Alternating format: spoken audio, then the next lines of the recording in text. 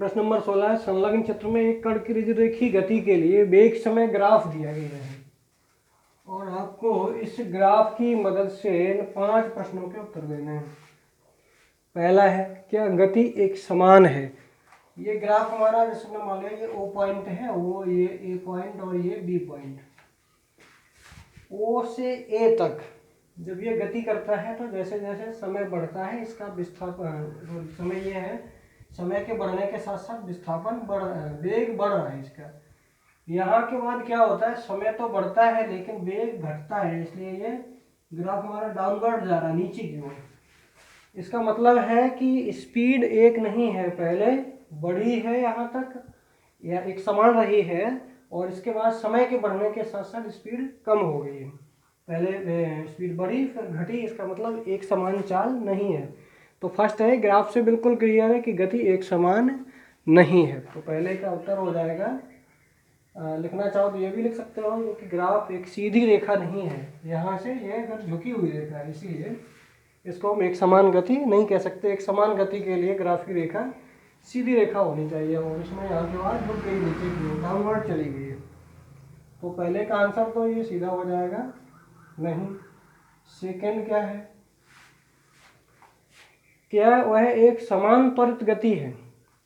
ओ से लेकर के ए तक एक समान वेग बढ़ा और हमें सीधी रेखा मिली, तो एक समान त्वरित गति है ओ से ए तक। लेकिन ए के बाद ए से बी तक जब गई है तो इसकी घटी है स्पीड, चाल, वेग ये है, वेग मतलब जो है वाई अक्ष पर लिया गया है ये वेग और ये हो गया हमारा एक्स अक्ष।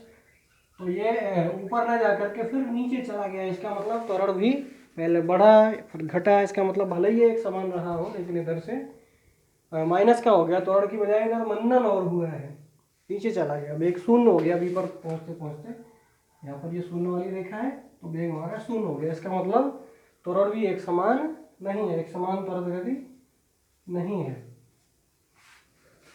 थर्ड पार्ट है, क्या कण की गति की दिशा बदल देता है? क्या कण गति की दिशा बदल देता है? ओ से ए तक स्पीड बढ़ती है, वेग बढ़ रहा है, वेलोसिटी बढ़ रही है, और ए से बी तक वेलोसिटी घटी है और घट करके यहाँ तक कितनी हो गई, शून्य हो गई।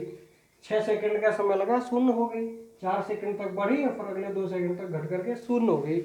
इसका मतलब गाड़ी बैक नहीं आई है, यदि वापस आती तो वेग शून्य होने के साथ साथ विस्थापन भी शून्य होना चाहिए था, लेकिन यहाँ विस्थापन शून्य नहीं हुआ है। तो इसका मतलब है कि यहाँ इसकी गति की दिशा नहीं बदली है, स्पीड बढ़ी और घटी है, दिशा नहीं बदली है। तो ये थर्ड पार्ट भी हो गया आपका, इसका भी आंसर नहीं हो गया। चौथा पॉइंट है, क्या कण द्वारा चली गई दूरी 0 से 4 सेकंड के बीच वही है जो 4 से 6 सेकंड के बीच है? यदि नहीं तो इनकी तुलना कीजिए। तो पहले तो हम देख लेते हैं कि है कितनी कितनी दूरी या विस्थापन हम कैसे निकालते हैं। यदि हमारा समय वेग ग्राफ दिया गया है तो उसमें ग्राफ के नीचे उसके द्वारा घेरा गया क्षेत्रफल से हम क्या निकालते हैं, विस्थापन या दूरी। तो ओ से ए तक या कह दो 0 से 4 सेकंड के बीच जो विस्थापन हुआ तो वो पहले हम निकाल लेंगे। थर्ड पॉइंट, ओ से ए तक का विस्थापन या यहाँ तक की दूरी, तो दूरी एस कैसे निकालते हैं, ओ ए रेखा द्वारा एक्स अक्ष पर घेरा गया क्षेत्रफल।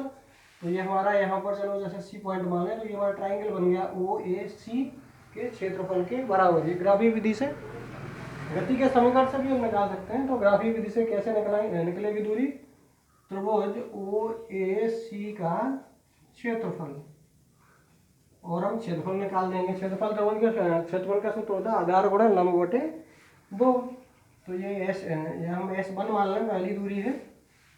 ओ से सी तक की S2 मान लेंगे।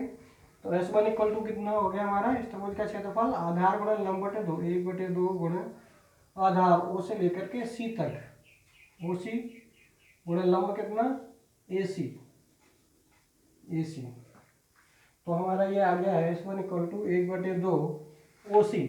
ओ से सी तक ये हमारा समय कितना है, ओ से 4 सेकेंड, तो गुणे 4 गुणे AC, ए से सी तक की यह ऊंचाई कितनी है, 2 मीटर प्रति सेकेंड, तो गुणे 2।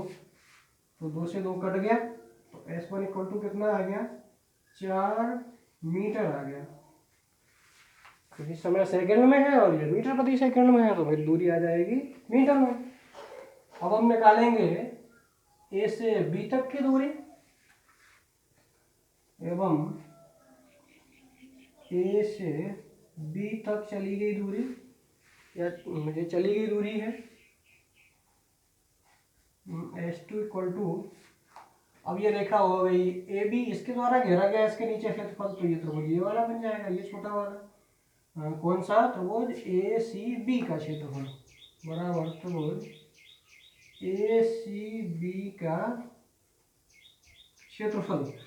तो ये S2 इक्वल टू हो जाएगा आधार गुणा लंब बटे 2, 1/2, और इसका आधार कितना हो गया, ये सी से लेकर के बी तक, सी बी ऊंचाई वही है ए सी,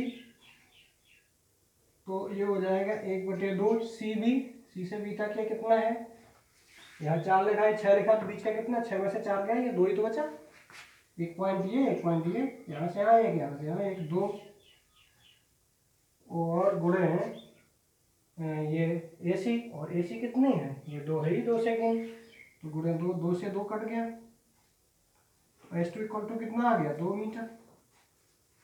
तो आप बताइए कि क्या ये दोनों दूरियां समान हैं। ये थर्ड पार्ट है हमारा, क्या सॉरी चौथा पार्ट था यहाँ से, अच्छा थर्ड ये हल कर लिया था, ये चौथा है। तो चौथे में क्या आंसर होगा आपका, पहली बात तो नहीं, कट द्वारा चली गई दूरी ये इनके सेकंड के बीच बराबर है, नहीं है। आगे यदि नहीं है तो तुलना करनी है, तो आपकी नहीं है तो आप तुलना कर दो। तो तुलना कैसे करेंगे दोनों दूरियों का अनुपात निकाल देंगे, एक दूरी में दूसरी दूरी का भाग दे देंगे, तो उन दोनों की तुलना हो जाएगी। तो तुलना कर दें, तो S1 बटे S2, बताओ S1 कितना आया, 4 बटे S2 कितना आया, 2, ये इसको सरल कर देंगे तो 2 दूनी 4, 2 एकम 2, इसका मतलब S1 अनुपात S2 बराबर आ गया, ऊपर 2 है नीचे 1, तो 2:1, ठीक है। तो ये दूरी समान नहीं है, और इन दूरियों का अंतर तुलना करेंगे तो अनुपात कितना आएगा, 2:1। अब इसका 5वां पॉइंट पूछा गया है, 0 से 4 सेकंड तक त्वरण ज्ञात करना है, और 4 से 6 सेकंड के बीच बंधन उधर घट रहा है। तो 0 से 4 का मतलब ओ ए, यहाँ तक 4 सेकंड है, तो यहाँ तक का हमें त्वरण ज्ञात करना है। तो त्वरण कैसे ज्ञात करते हैं, त्वरण के लिए हमने बताया था ढलान ज्ञात करते हैं, आधार बटे लंब, सॉरी लंब बटे आधार, तो ये लंब ये बटे ये, ठीक है। 0 से 4 सेकंड के बीच त्वरण, तो त्वरण बराबर क्या हो जाएगा, ढलान के बराबर। तो त्वरण ए इक्वल टू ढलान हमारा कितना होगा, यही तो है, ओ से ए तक का 4 सेकंड लगे, तो ये ढलान कितना हो गया, इसका लंब कितना ए सी बटे आधार कितना ओ सी बटे ओ सी। तो त्वरण इक्वल टू हो गया ए सी, ए से लेकर के सी तक, ए सी ये है कितना 2 बटे ओ से सी तक का कितना है, यहाँ कितना लिखा है 4, तो 2/4 हल कर दो, 2 एकम 2, 2 दूनी 4, तो 2 का भाग दे देंगे 1 में, तो इक्वल टू कितना आएगा, पहले दशमलव लग जाएगा, 1 में जाएगा नहीं, 0 बढ़ गया 10, 2 पंचे 10, 0.5, हम 0.5 लिख सकते हैं मीटर प्रति सेकंड स्क्वायर। इसी में कह रहा है कि 4 से 6 सेकंड के बीच मंदन, तो त्वरण और मंदन एक ही तरह से निकलेगा, मंदन ऋणात्मक होता है बस। 4 से 6 सेकंड के बीच मंदन ए नेगेटिव, क्योंकि ये डाउनवर्ड है, तो इसका आधार हमारा इधर लेफ्ट साइड है, वो लंब लेफ्ट साइड है, आधार आगे है, तो ये माइनस का रहेगा। तो हमें चूंकि मंदन ही लिख रहे हैं, तो हमने अभी इसको ए लिख लिया, यहाँ ए डैश लिख रहे हैं, तो ये हमारा किसके बराबर हो जाएगा, इसका ढलान इस त्रिभुज में, इस रेखा का एसी रेखा का ढलान, तो ये किसके बराबर हो जाएगा, ए सी बटे सी बी, ए सी बटे सी बी, ए सी ए से लेकर का सी तक, ए सी कितना 2 बटे सी बी भी 4 के बाद 5, 6, 2 ही का डिफरेंस है, यहाँ पर ये भी 2, 2 एक है ना, तो 1 बार गया, तो ये दैट इक्वल टू कितना आ गया 1। तो मंदन हम और लिख देंगे माइनस का 1 मीटर प्रति सेकंड स्क्वायर, हमारा मंदन सीधा कितना लिखेंगे 1 मीटर प्रति सेकंड स्क्वायर।